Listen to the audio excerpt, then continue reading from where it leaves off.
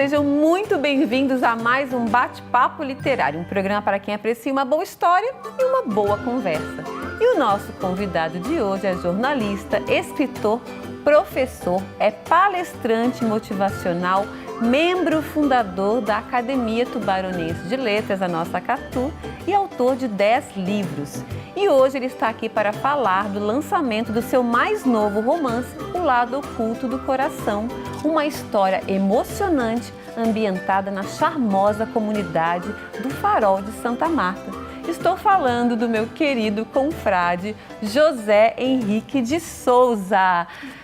Zé Henrique, vou chamar de Zé Henrique, posso? Pode ser, imagina. Que é como a gente se trata, né? Zé, seja muito bem-vindo ao Bate-Papo Literário, muito feliz de recebê-lo aqui e para falar do mais novo romance. Obrigado, Renata, é um prazer enorme poder compartilhar alguns momentos da literatura contigo. Estou muito feliz de poder participar desse longo, né? Muitos anos tem esse papo literário aí contigo. Tu te lembras que tu foste um dos primeiros convidados do Bate-Papo Literário? Sim, lembro, há 8 anos. Faz 8 anos, foi em 2016, foi lá para novembro, foi os primeiros, acho que dos 5 primeiros. No shopping aqui, depois tu me convidou, lembro, sim, imagina. Eu conversei contigo antes com a Marilene, eu não conhecia ninguém, era novata na área, olha só, e aí 8 aanos se passaram e estamos juntos hoje na Acatu. Na Acatu. Né?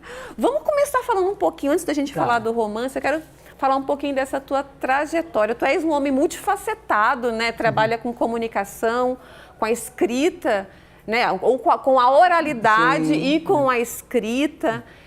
Então, várias vertentes aí da linguagem. Conta um pouquinho dessa tua trajetória.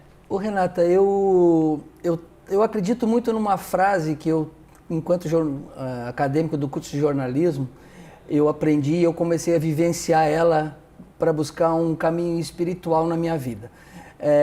A construção do futuro da humanidade, ela passa pelo conceito de a gente entender como a linguagem ela representa na evolução do ser humano. E aí eu busquei trabalhar a linguagem oral, me tornei professor e escritor de oratória em várias universidades de Santa Catarina. Também a questão da linguagem escrita, né, os livros. Esse que eu vou lançar daqui a pouco, daqui a 100 anos lá no Farol, ele vai ser visto por alguém, numa gaveta do passado lá, né? E a linguagem não verbal, que é o afeto, o carinho, a atenção que a gente tem que dar para as outras pessoas. Em cima de uma frase só, a construção do futuro da humanidade através da linguagem fez com que eu mudasse o meu comportamento e vivenciasse isso no dia a dia. E vou vivenciar até eu morrer. Maravilha. Conta pra gente, então, vamos começar falando do romance, depois a gente fala um pouquinho de escrita e tal, mas podemos começar mostrando imagina. Aqui esta primeira mão. Olha o privilégio que a gente está tendo aqui de ver pela primeira vez, em primeira mão, o prontinho, né, a capa. Vamos começar falando, eu gosto de falar da capa, né? O Lado Oculto do Coração. Quem fez a capa? Essa capa nós temos na editora um capista, e quando colocou algumas capas para que eu pudesse avaliá-las, e a hora que eu botei o olho nessa aí, a minha família também, a gente já definiu, porque mostra o coração, mas mostra o lado oculto dele, onde eu trato nesse romance aí. Ô Zé, e esse romance, ele fala do coração, da questão física do coração, mas também da questão emocional do coração. Como é que surgiu a ideia de unir esses aspectos nessa narrativa aqui? É uma pergunta boa da jornalista, né? É óbvio, né? Porque o coração, ele não deveria, esse é o termo, não deveria ser visto apenas como um órgão importantíssimo, um órgão que bombeia sangue e nos dá a vida. Mas tem um lado subjetivo, tem um lado oculto do coração, que ele é um grande receptor das nossas emoções e dos nossos sentimentos. Eu sempre digo que o coração, na verdade, é a segunda morada da alma humana. né? A mente é a primeira morada, mas a segunda é o coração. Então, tudo que a gente sente, sejam tendências negativas, positivas, eles acabam influenciando, inclusive nas doenças. Temos hoje várias e várias doenças que... De maneira positiva e negativa também. Sim, eu trato muito isso nesse romance aí, da Emília e do Emanuel. E aí é um romance, então, esses dois personagens são os personagens principais desse enredo, dessa narrativa.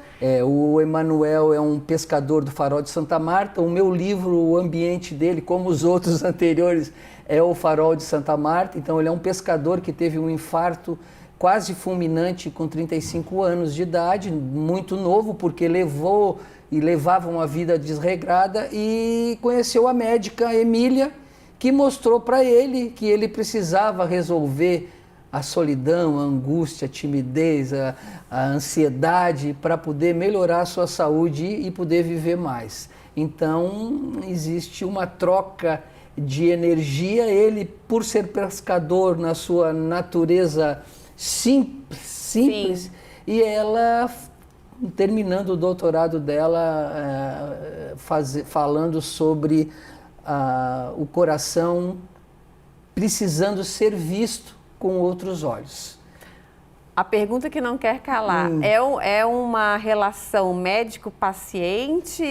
Ela extrapola, porque quando se trata de amor, de sentimento que aflora entre duas pessoas, tem que ter o respeito do paciente, da médica para o paciente, mas esse romance é muito envolvente, muito incontrolável pelos dois, até certo ponto. Então é uma relação muito legal que se inicia um conhecendo o outro. Por meio da medicina, Por meio da medicina num primeiro momento. Depois tem o lado oculto, onde ela repassa, já que ela está fazendo doutorado, ela repassa todo um conhecimento do coração no hinduísmo, no catolicismo, no budismo, na teosofia. Aí pega as gerações, a relação do coração com o amor, nos incas, nos maias, nos sumérios.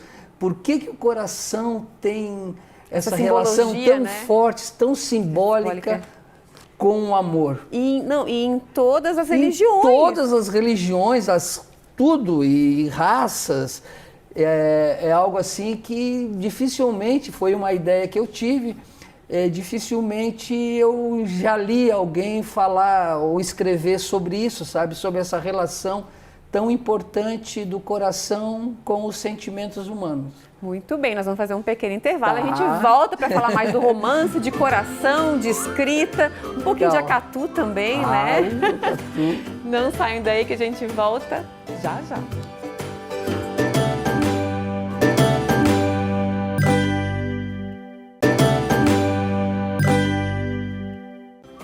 Olá, estamos de volta e no bate-papo literário de hoje eu tenho o prazer de receber o meu confrade da Acatu, o escritor José Henrique de Souza, e ele está lançando o seu mais novo romance, O Lado Oculto do Coração.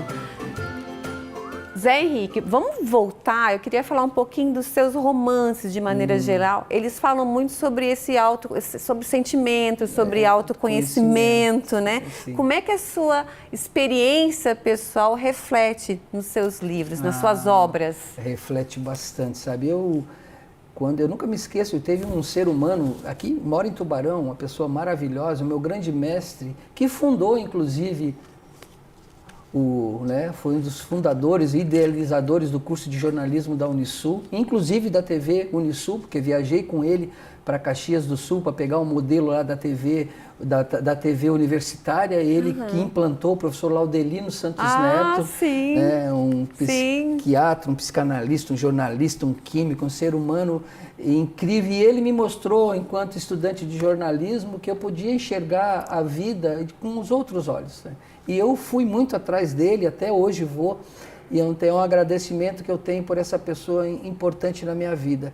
E ele começou a visualizar isso quando eu comecei a escrever os meus textos, que não eram textos jornalísticos, mas tinha por trás alguma coisa da literatura. Eu já escrevia, inclusive no primeiro primeiro encontro do curso de jornalismo, aquela semana de jornalismo. Tu és formado aqui na Unisul? Sim, eu sou da primeira turma. Da primeira turma? Olha, isso eu não sabia! Eu me formei na primeira turma. Que bacana, E Zé quando eu me formei, ele me convidou para lecionar. E eu me formei em julho, comecei a fazer pós-graduação e em agosto eu já comecei a dar aula. Que bacana. Aí tive toda essa trajetória, porque ele percebeu, e aí no terceiro semestre do curso de jornalismo, logo que eu estava começando, isso foi em 93, eu lancei o meu primeiro livro, um livro de contos, na primeira semana do jornalismo. E aí eu fui, dentro da Sociedade Brasileira de Obiose, que é uma entidade espiritualista brasileira, eu segui uma trajetória de muitos anos na minha vida e que me ajudou muito a me tornar pessoa, né? Com essa preocupação assim de sempre querer ajudar, de procurar ser uma pessoa feliz, né? Sim, porque claro. Essa é a ideia. Então a minha trajetória enquanto ser humano foi voltada muito para essa questão de relacionamento humano, de preocupação, para me tornar um ser feliz, né? Porque o importante é você não morrer triste. E viver feliz, não morrer triste e viver feliz. Senão não tem graça viver, né? Então, basicamente, assim, em cima dessa trajetória, depois acadêmica e cursos, enfim, aí eu segui trazendo para a literatura, como a tua pergunta, trabalhando isso nos meus romances do Farol, são 4 romances do Farol, e agora com esse novo romance, que também tem o cenário O Farol de Santa Marta, porque eu tenho muita atração por aquele local, e, enfim, tentando trazer algo de novo com relação ao coração. Justamente essa seria a minha próxima pergunta, a seguinte, que seria sobre o cenário que você escolheu também para este romance, que é O Farol de Santa Marta.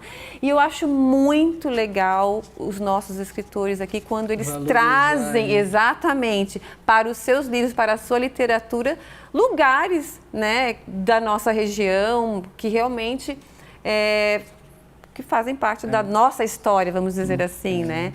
Conta pra gente essa preferência aí eu acredito Farol. Nessa preferência, não por ser um lugar muito turístico, assim, mas o Farol tem algo subjetivo que sempre, estou no Farol há 40 anos, eu estou com 62 anos. Estou no Farol desde os 18 anos. Tu moras lá há 40 anos? Os últimos 7 anos eu morei lá, mas tá. Os meus pais moravam...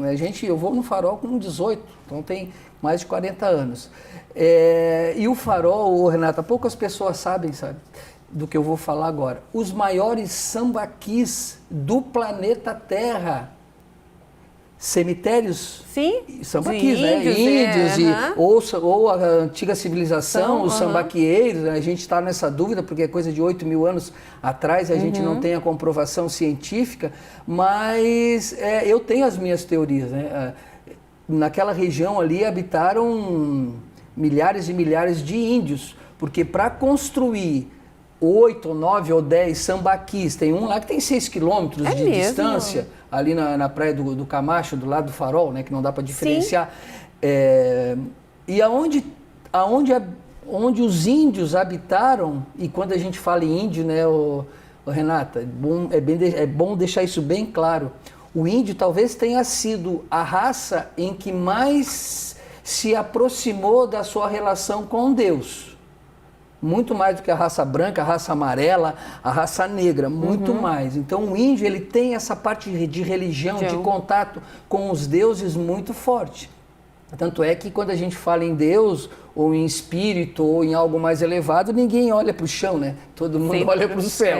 Então, e o índio tem essa relação. Então, por isso que o Farol me atrai muito. Como muitos índios habitaram aquela região, eu tenho convicção de que aquela energia positiva, energia boa e espiritual ainda habita aquele local. Sem falar na outra teoria de que, para mim, aquela ali é uma região vulcânica. Eu cito nos meus romances a Pedra Preta, que é uma região do mar que as pedras são todas pretas, queimadas por ação do fogo. E se o Farol está ali, é porque aquela região ali é muito alta. Dali até o Rio da Prata, no Uruguai, é só pedra. Tem mais de 100 navios naufragados de Floripa até o Uruguai, catalogados, É mesmo? porque batiam nas pedras, na época não tinha o farol para avisar e ia para a costa. Ia para a costa.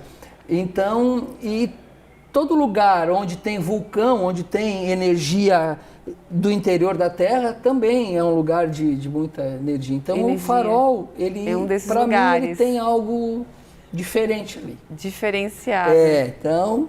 Muito bem. Não dá para provar, mas só sentir. Mas dá para colocar na literatura, né? Dá para colocar nos livros. Não tem que ter cientificamente provação científica. Coloco tudo na boca dos personagens e eu me isento disso. Maravilhoso. Deixa tudo para eles. Né? Zé Henrique, vamos fazer mais um pequeno intervalo e na volta eu quero falar um pouquinho dos lançamentos, né? Tá bom. Já voltamos, não saiam daí.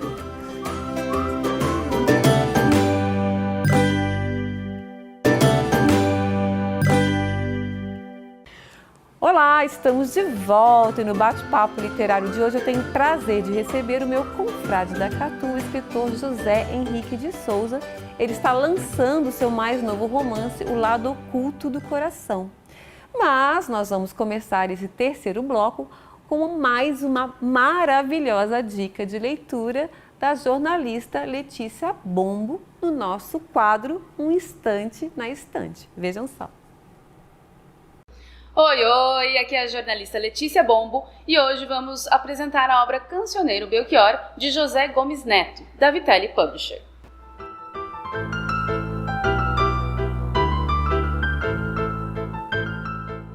Você gosta de música popular brasileira? Então vem com a gente conhecer esse livro musical.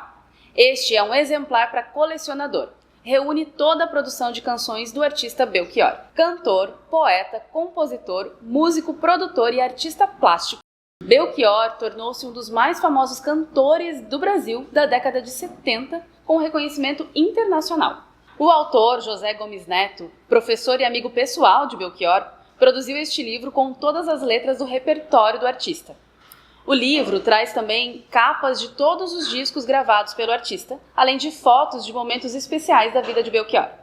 O Cancioneiro foi publicado em 2018, um ano após a morte de Belchior, uma bela homenagem para eternizar o legado deixado para a música brasileira. José Gomes fala sobre a importância da obra para o cenário musical do Brasil. Reunir todas as composições em um só volume poderia garantir-lhe sobrevida ou presença maior na história, da mesma forma que os cancioneiros perpetuaram os versos que lá estão registrados. Assim como ocorreu com obras de antigos trovadores, Belchior, um trovador de seu tempo, queria o mesmo para as suas composições. Você se lembra dessa música? Eu sou apenas um rapaz latino-americano, sem dinheiro no banco, sem parentes importantes e vindo do interior. Aposto que você cantou comigo, né? Nos vemos no próximo instante. Voltando então, Zé Henrique, vamos começar esse bloco falando dos lançamentos do livro, dia, horário, local. Tá. Renata, como eu tenho uma forte influência pela Academia de Letras da nossa Catu, né? Academia Tubaranense de Letras, e também com a Academia de Letras do Brasil de Laguna, eu vou fazer 2 lançamentos. No dia 26 próximo agora, de novembro, uma terça-feira, às 19 horas, lá no Clube Blondei, em Laguna, junto com o encerramento da Academia de Letras de Laguna, onde eu sou vice-presidente, eu vou fazer o lançamento. Em Tubarão, vai ser no outro dia, no dia 27, uma quarta-feira, às 20 horas, aqui na Biblioteca da Unisul. Então, eu farei esses 2 lançamentos nas cidades onde eu atuo mais nessa área literária. E a biblioteca tá linda, né? A gente fez um evento, ficou muito bonita. Eu acompanhei nas redes ali, da Valdésia, eu acompanhei, vai ser naquele mesmo local. Maravilhoso, e a Hélia é ótima, né? A administradora da biblioteca, tempo. né? Maravilhosa. Então, quer dizer, vamos recapitular aqui. No dia 26, no Clube Blondin, lá em Laguna, que agora é o Instituto da Anitta, né? Lá, junto com o pessoal do Camorim lá que está organizando. Então, dia 26, uma terça, às 19 horas, no Blondin. E na quarta, aqui, Tubarão, na Biblioteca da Unisul, às 20 horas. No dia 27, quarta-feira. Estaremos esses 2 lá. lançamentos. Vai ser um prazer. Imagina. Bom, falando então nas nossas academias, eu gostaria que você falasse um pouquinho então da nossa Acatu, né, que estamos juntos aqui, mas também da Academia de Letras do Brasil, Seccional Laguna, da qual você falou agora recentemente, que é o vice-presidente, da importância dessas academias para os nossos escritores, para valorizar, para divulgar. Fala um pouquinho para a gente. A Acatu, eu nunca me esqueço da Jussara, né? Bittencourt de Sá. A ideia dela de criar uma academia, na época movimentou, eu estava escrevendo meu livro, ela me chamou, eu fui um dos presidentes da academia Você também. É fundador, né? Fundador. Aqui é membro fundador. E depois passei um período fora, mas agora voltei com tudo. É verdade. E é o nosso atual diretor de... Passou a bola para mim. Diretor de comunicação, de cultural, da cultura. Estou ajudando aí. Mas a academia sempre teve um papel fundamental em Tubarão, principalmente nessa relação da importância da literatura para as crianças, sabe? É um trabalho não só com as publicações da Edla, as tuas, trazendo esse público jovem e criança, para poder não deixar morrer. Então ela tem um papel fundamental e além do próprio grupo, que é um grupo bem unido, bem querido, né? O Varmute, o nosso queridão, queridão, e com 90 e poucos anos, em moto com 80, e estão sempre ali ativos, sem perder o seu Pedro, como é que eu esqueci o seu Pedro Correia, né? Uma pessoa também, um baluarte aí, não só na literatura, né, nas artes, de um modo geral. Ele é o nosso senhor das artes. É o senhor das artes. E a Acatu tem um papel fundamental na cultura tubaronense e eu tenho muito orgulho de fazer parte desse grupo. A de Laguna, mais recente, onde eu tenho lá a cadeira número 17, ela não é só literatura, ela tem artes junto, escultura, pintura, teatro. A Academia de Letras do Brasil de Laguna, ela é mais ampla, não só dedicada à arte, inclusive com novos membros aqui no Tubaronense, mais uma academia aqui. Meu orientador entrou, o Mário Bressan. O Mário! Meu orientador do doutorado. O Mário é aqui do curso de comunicação, de muitos anos atrás, e essas pessoas que estão chegando realmente merecem, porque as academias elas têm um número limitado. E quanto mais escritores fazendo parte, eu compactuo com essa ideia, quanto mais escritores podendo estar lançando e podendo estar divulgando, é a nossa arte, a nossa literatura da região que engrandece. É verdade, sem dúvida nenhuma. Então é muito importante a gente fazer parte desse contexto literário ou não das nossas duas academias aqui do Sul. Exatamente. Estamos juntos, né? Que a gente acaba. A Marilene está fazendo um trabalho excelente. Não só nas escolas, mas de aproximação das academias. Tivemos aí os eventos que ela fez aqui com a Carmencita Vaneri, trazendo aqui para a gente fazer essa reunião aqui. Né, nós somos lá, Sara, eu falo nós viemos aqui, nós somos para lá. Exatamente, e a gente realmente se aproximar para fortalecer mesmo a literatura e as artes, como você falou, né? Meu querido, chegou. Acabou. Câmera aqui, ó. Vou chamar o câmera aqui. Ei, tem que ter mais tempo de programa aí. Não, mas passa Vou vender rápido. Patrocínio, aí vou ajudar a Renata. Maravilha. Mas é bom que fica com gostinho de quero mais. Estava muito legal. Bom, bem rápido, bem gostoso. Olha, sucesso, parabéns. Estaremos lá te prestigiando com mais este romance maravilhoso. Já estou super curiosa para ler. História de amor bem gostosa. Ai, delícia. Muito legal. bom. Obrigado, querida. Obrigada também, tá bom? E eu conversei hoje com o escritor José Henrique de Souza, mas é claro, antes de terminar o programa, quero fazer um agradecimento especial aos parceiros do Bate-Papo Literário.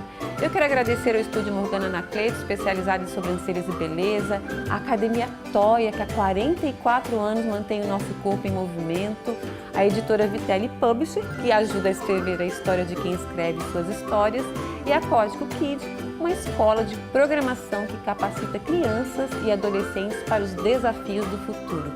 E o Bate-Papo Literário está no ar aqui na UniTV-SC, mas você também pode assistir o programa pelo canal no YouTube chamado Bate-Papo Literário com Renata Dalbó. Vá lá e inscreva-se.